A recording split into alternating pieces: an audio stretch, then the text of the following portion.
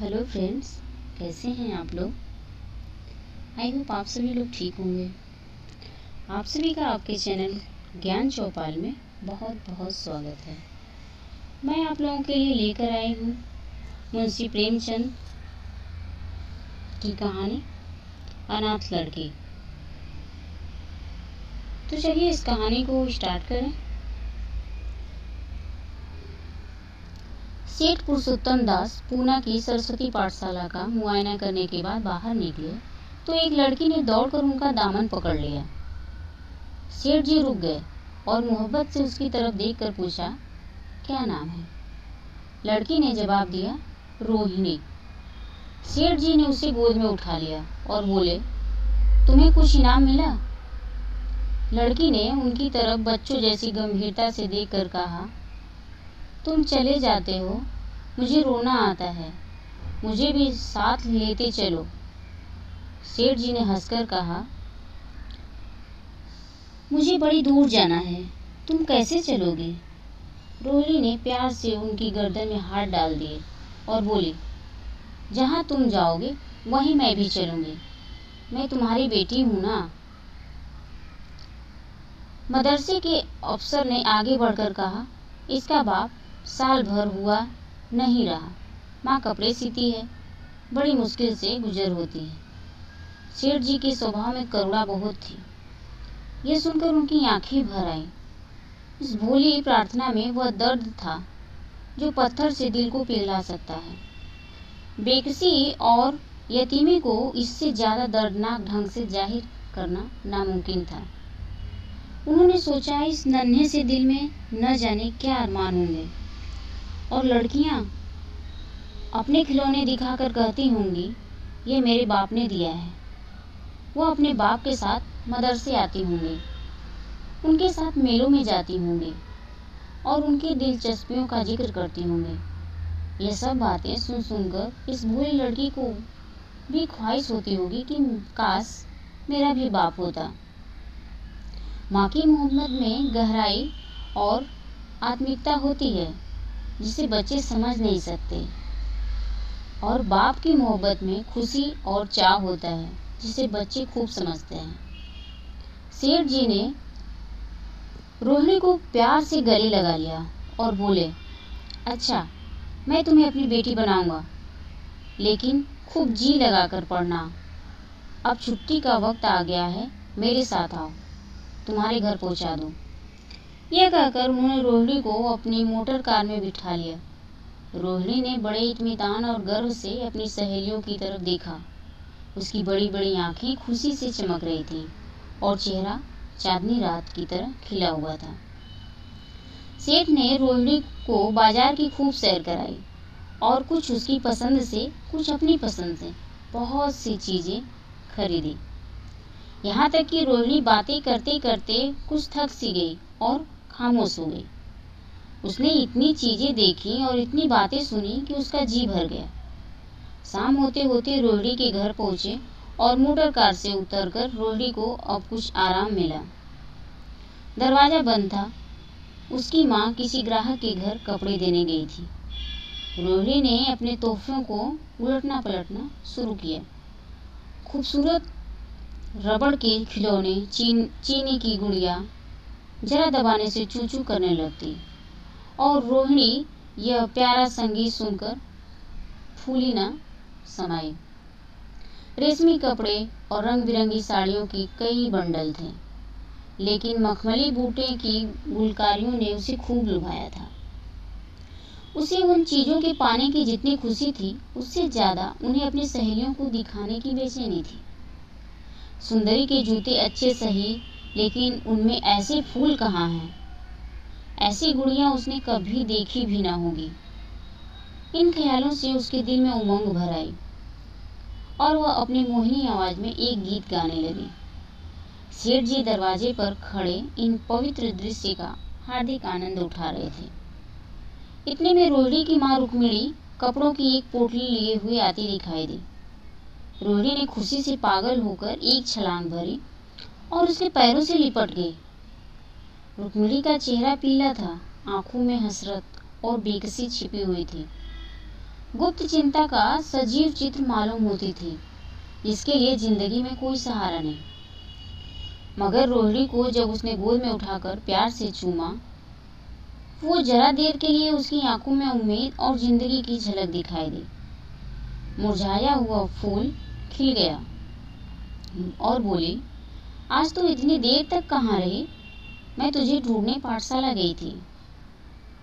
रोहिणी ने हुम्मक कर कहा, मैं मोटर कार पर बैठकर बाजार गई थी। वहाँ से बहुत अच्छी अच्छी चीजें लाई हूँ। वह देखो कौन खड़ा है। माँ ने सेठ जी की तरफ ताका और लजा कर सिर झुका लिया। बरामदे में पहुंचते ही रोहिणी माँ की गोद से उतरकर सेठ जी के पास गई और अपनी माँ को यकीन दिलाने के लिए भोलेपन से बोली, क्यों, तुम मेरे बाप हो ना? सेठ जी ने उसे प्यार करके कहा, हाँ, तुम मेरी प्यारी बेटी हो। रोहिणी ने उनसे मुंह की तरफ याचना भरी आंखों से देखकर कहा, अब तुम रोज यहीं रहा करोगे? सेठ जी ने उसके बाल सुलझा कर जवाब दिया, मैं यहाँ रहूंगा तो काम कौन करेगा? मैं कभी कभी तुम्हें देखने आया करूंगा, लेकिन वहां से तुम्हारे लिए अच्छी अच्छी चीजें भेजूंगा। रोहिणी कुछ उदास सी हो गई। इतने में उसकी माँ ने मकान का दरवाजा खोला और बड़ी फुर्ती से मैले बिछावन और फटे हुए कपड़े समेटकर कोने में डाल दिए कि कहीं सेठ जी की निगाह उन पर न पड़ जाए। यह स्वाभिमान स्त्रियों की खास अपनी चीज है। रुक्मिणी अब इस सोच में पड़ी थी कि मैं इनकी क्या खातिर तवाजु करूं। उसने सेठ जी का नाम सुना था। उसका पति हमेशा उनकी बड़ाई किया करता था। वह उनकी दया और उदारता की चर्चाएं अनेकों बार सुन चुकी थी। वह उन्हें अपने मन में देवता समझती थी। उसे क्या उम्मीद थी कि कभी उसका घर भी उनके कदमों से रोशन होगा। लेकिन आज जब वह शुभ दिन संयोग से आया तो वह इस काबिल भी नहीं कि उन्हें बैठने के लिए एक मोढ़ा दे सके। घर में पान और इलायची भी नहीं। वह अपने आंसुओं को किसी तरह रोक रही थी, लेकिन अपने आंसुओं को किसी भी तरह रोक न सकी। आखिर जब अंधेरा हो गया और पास के ठाकुर द्वारे से घंटों और नगाड़ों की आवाजें आने लगी, तो उन्होंने जरा ऊंची आवाज में कहा, बाई जी, अब मैं जाता हूँ। मुझे अभी यहाँ बहुत काम करना है। मेरी रोहिणी को कोई तकलीफ ना हो। मुझे जब मौका मिलेगा उसे देखने आऊंगा। उसके पालने पोसने का काम मेरा है और मैं उसे बहुत खुशी से पूरा करूंगा। उसके लिए अब कोई फिक्र मत कीजिएगा। मैंने उसका वजीफा बांध दिया है और यह उसकी पहली किस्त है। यह कहकर उन्होंने अपना खूबसूरत बटुआ निकाला और रुक्मिणी के सामने रख दिया। गरीब औरत की आंखों में आंसू जारी थे। उसका जी बरबस चाहता था कि उनके पैरों पर पकड़कर खूब रोए। आज बहुत दिनों के बाद एक सच्चे हमदर्द की आवाज उसके मन में आई थी। जब सेठ जी चले तो उनके दोनों हाथों से प्रणाम किया। उसके हृदय की गहराइयों से प्रार्थना निकली, आपने एक बेबस पर दया की है, ईश्वर आपको इसका बदला जरूर दें। दूसरे दिन रोहिणी पाठशाला गई तो उसकी बाकी सज धज आंखों में खूबी जाती थी। उस्तानियों ने उसे बारी बारी प्यार किया और उसकी सहेलियां उसकी एक एक चीज को आश्चर्य से देखती और ललचाती थी। अच्छे कपड़ों से कुछ स्वाभिमान का अनुभव होता है। आज रोहिणी वह गरीब लड़की न रही जो दूसरों की तरफ विवश नेत्रों से देखा करती थी। आज उसकी एक एक क्रिया से सहसोचित गर्व और चंचलता टपकती थी और उसकी जबान एकदम के लिए कभी भी न रुकती थी। कभी मोटर की तेजी का जिक्र था, कभी बाजार की दिलचस्पियों का बयान, कभी अपनी गुड़ियों के कुशल मंगल की चर्चा और कभी अपने बाप की मोहब्बत की दास्तान। दिल था कि उमंगों से भरा हुआ था। एक महीने बाद सेठ पुरुषोत्तम दास ने रोहिणी के लिए फिर तोहफे और रुपए रवाना किए। बेचारी विधवा को उनकी कृपा से जीविका की चिंता से छुट्टी मिली। वह भी रोहिणी के साथ पाठशाला जाती और दोनों माँ बेटियां एक ही दर्जे के साथ साथ पढ़ती, लेकिन रोहिणी का नंबर हमेशा माँ से अव्वल रहा। सेठ जी जब पूना की तरफ निकले तो रोहिणी को देखने जरूर आते और उनका आगमन उसकी प्रशंसा और मनोरंजन के लिए महीनों तक सामान इकट्ठा कर देते। इसी तरह कई साल गुजर गए और रोहिणी ने जवानी के सुहाने हरे भरे मैदान में पैर रखा, जबकि बचपन की भोली भाली अदाओं में एक खास मतलब और इरादों का दखल हो जाता है। रोहिणी अब आंतरिक और बाह्य सौंदर्य में अपनी पाठशाला की नाक थी। हाव भाव में आकर्षक गंभीरता, बातों में गीत का सा खिंचाव और गीत का सा आत्मिक रस था। कपड़ों में रंगीन सादगी, आंखों में लाज संकोच, विचारों में पवित्रता। जवानी थी मगर घमंड और बनावट और चंचलता से मुक्त। उसमें एक एकाग्रता थी, ऊंचे इरादों से पैदा होती है। स्त्रीयोचित उत्कर्ष की मंजिलें वह धीरे धीरे तय करती चली जाती थी। सेठ जी के बड़े बेटे नरोत्तम दास कई साल तक अमेरिका और जर्मनी की यूनिवर्सिटियों की खाक छानने के बाद इंजीनियरिंग विभाग में कमाल हासिल करके वापस आए थे। अमेरिका के सबसे प्रतिष्ठित कॉलेज में उन्होंने सम्मान का पद प्राप्त किया था। अमेरिका के अखबार एक हिंदुस्तानी नौजवान की इस शानदार कामयाबी पर चकित थे। उन्हीं का स्वागत करने के लिए बंबई में एक बड़ा जलसा किया गया था। इस उत्सव में शरीक होने के लिए लोग दूर दूर से आए थे। सरस्वती पाठशाला को भी निमंत्रण मिला और रोहिणी को सेठानी जी ने विशेष रूप से आमंत्रित किया। पाठशाला में हफ्तों तैयारियां हुई। रोहिणी को एक दम के लिए चैन न था। यह पहला मौका था कि उसने अपने लिए बहुत अच्छे कपड़े बनवाए। रंगों के चुनाव में वह मिठास थी, काट छाट में वह फवन, जिससे उसकी सुंदरता चमक उठी। सेठानी कौशल्या देवी उसे लेने के लिए रेलवे स्टेशन पर मौजूद थी। रोहिणी गाड़ी से उतरते ही उनके पैरों की तरफ झुकी, लेकिन उन्होंने उसे छाती से लगा लिया और इस तरह प्यार किया कि जैसे वो उनकी बेटी हो। वह उसे बार बार देखती थी और आंखों से गर्व और प्रेम टपक पड़ता था। इस जलसे के लिए ठीक समुद्र के किनारे एक हरे भरे सुहाने मैदान में एक लंबा चौड़ा सामियाना लगाया गया था। एक तरफ आदमियों का समुद्र उमड़ा हुआ था, दूसरी तरफ समुद्र की लहरें उमड़ रही थी। गोया वह भी इस खुशी में शरीक थी। जब उपस्थित लोगों ने रोहिणी बाई के आने की खबर सुनी तो हजारों आदमी उसे देखने के लिए खड़े हो गए। यही तो वह लड़की है जिसने अब की शास्त्री की परीक्षा पास की है, जरा उसके दर्शन करने चाहिए। अब भी इस देश की स्त्रियां ऐसे रतन मौजूद हैं। भोले भाले देश प्रेमियों में इस तरह की बातें होने लगी। शहर की कई प्रतिष्ठित महिलाओं ने आकर रोहिणी को गले लगाया और आपस में उसके सौंदर्य और उसके कपड़ों की खूब चर्चा की। आखिर मिस्टर पुरुषोत्तम दास तशरीफ लाए। हालांकि वह बड़ा शिष्ट और गंभीर उत्सव था, लेकिन उस वक्त दर्शन की उत्कंठा पागलपन की हद तक जा पहुंची थी। एक भगदड़ सी मच गई। कुर्सियों की कतारें गड़बड़ हो गई। कोई कुर्सी पर खड़ा हुआ, कोई उसके हत्थों पर। कुछ मनचले लोगों ने शमियाने की रस्सियां पकड़ी और उन पर जा लटके। कई मिनट तक यही तूफान मचा रहा। कई कुर्सियां टूटी और कई कुर्सियां उल्टी। कोई किसी के ऊपर गिरा, कोई किसी के नीचे। ज्यादा तेज लोगों में धौल धप्पा होने लगा। तब बीन की सुहानी आवाजें आने लगी। रोहिणी ने अपनी मंडली के साथ देश प्रेम में डूबा हुआ गीत शुरू किया। सारे उपस्थित लोग बिल्कुल शांत थे और उस समय वह सुरीला राग, उसकी कोमलता और स्वच्छता, उसकी प्रभावशाली मधुरता, उसकी उत्साह भरी वाणी दिलों पर वह नशा सा पैदा कर रही थी, जिससे प्रेम की लहरें उठती हैं, जो दिल से बुराइयों को मिटाता है और उससे जिंदगी की हमेशा याद रहने वाली यादगारें पैदा हो जाती हैं। गीत बंद होने पर तारीफ की एक आवाज न आई। वही ताने कानों में अब तक गूंज रही थी। गाने के बाद विभिन्न संस्थाओं की तरफ से अभिनंदन पेश हुए और तब नरोत्तम दास लोगों को धन्यवाद देने के लिए खड़े हुए। लेकिन उनके भाषण से लोगों को थोड़ी निराशा हुई। वो दोस्तों की मंडली में उनकी वक्ता के आवेग और प्रवाह की कोई सीमा न थी, लेकिन सार्वजनिक सभा के सामने खड़े होते ही शब्द और विचार दोनों ही उनसे बेवफाई कर बैठे।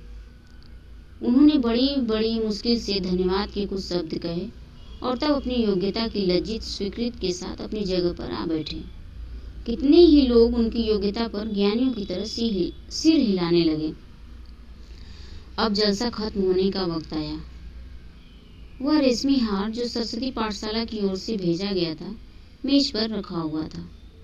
उसे हीरो के गले में कौन डाले? प्रेसिडेंट ने महिलाओं की पंक्ति की ओर नजर दौड़ाई। चुनने वाली आंख रोहिणी पर पड़ी और ठहर गई। उसकी छाती धड़कने लगी, लेकिन उत्सव के सभापति के आदेश का पालन आवश्यक था।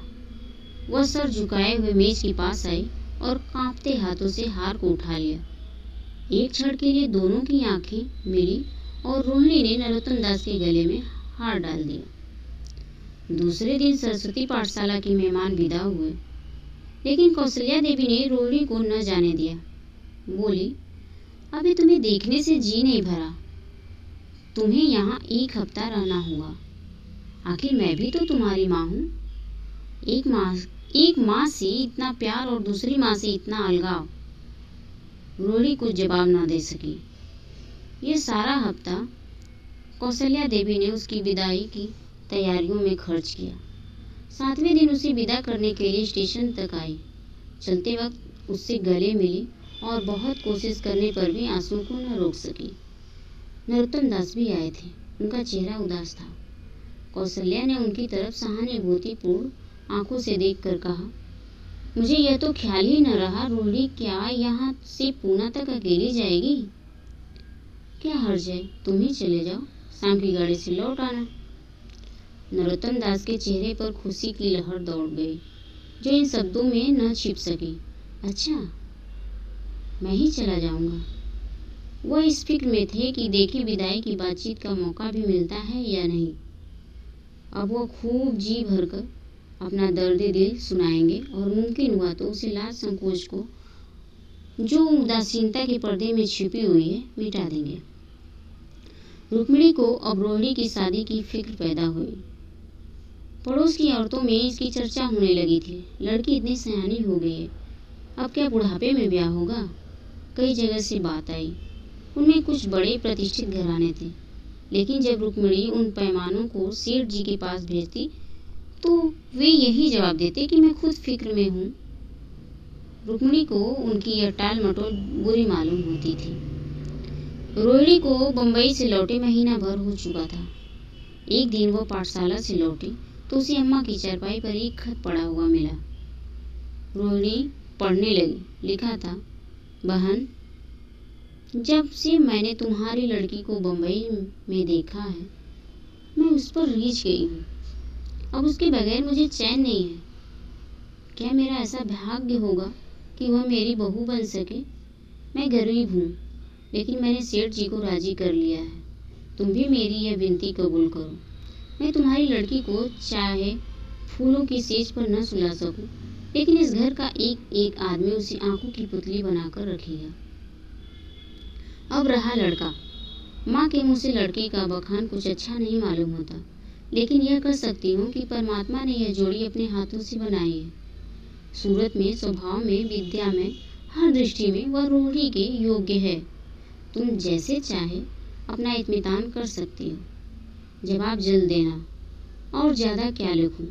नीचे थोड़े से शब्दों में सेठ जी ने उस पैगाम की सिफारिश की थी।